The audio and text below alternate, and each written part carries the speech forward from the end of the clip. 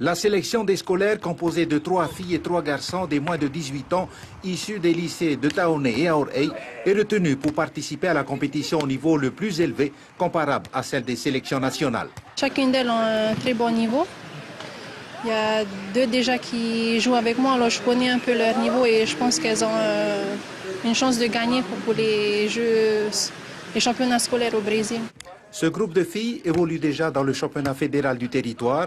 Elles se connaissent lors des compétitions en salle. Depuis peu, l'opportunité s'offre à elles pour jouer en beach volley pour le mondial scolaire au Brésil.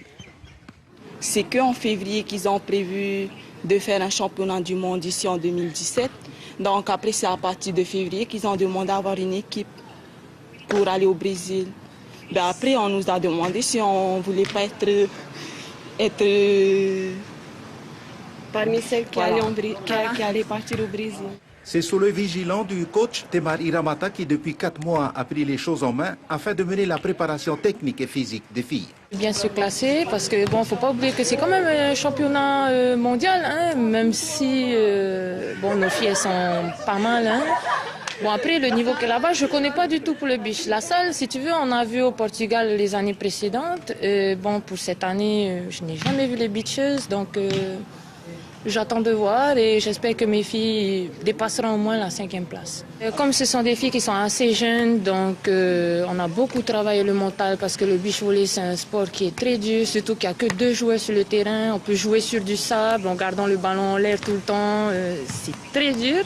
En ce moment on est en train de travailler le physique, on a même fait intervenir un entraîneur de France, Hervé de Vater. Et voilà, donc j'essaye de continuer dans la lancée de cet entraîneur. C'est jouable? Bien sûr, c'est jouable, tout est jouable. C'est pour ça qu'on est là. Chez les garçons, on est aussi très optimiste quant aux résultats dans ce mondial, aussi soudés comme les doigts d'une main. Ces volleyeurs en salle ont débuté très tôt dans le championnat cadet. Jouer en beach volley ne pose pas de soucis majeurs. Ça n'a pas un défi, c'est resté pareil, juste qu'on était encore plus motivés pour aller là-bas. On va là-bas justement pour se préparer, se confronter au haut niveau. Et notre objectif, ça sera d'être champion du monde dans 2 ans. Enfin, là, il y a eu des stages de formation et de préparation pour les Jeux du Pacifique, avec un cadre technique qui est venu de France, Hervé de Vater. Et donc, en même temps que ça, on a récupéré l'organisation des championnats du monde pour 2017. Donc, on s'est greffé sur le système.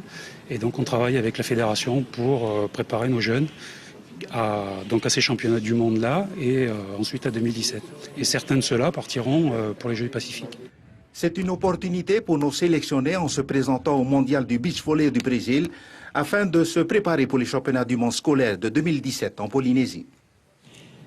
Et en sport scolaire toujours, les championnats de l'USSP ont entamé leur phase finale depuis le début du mois.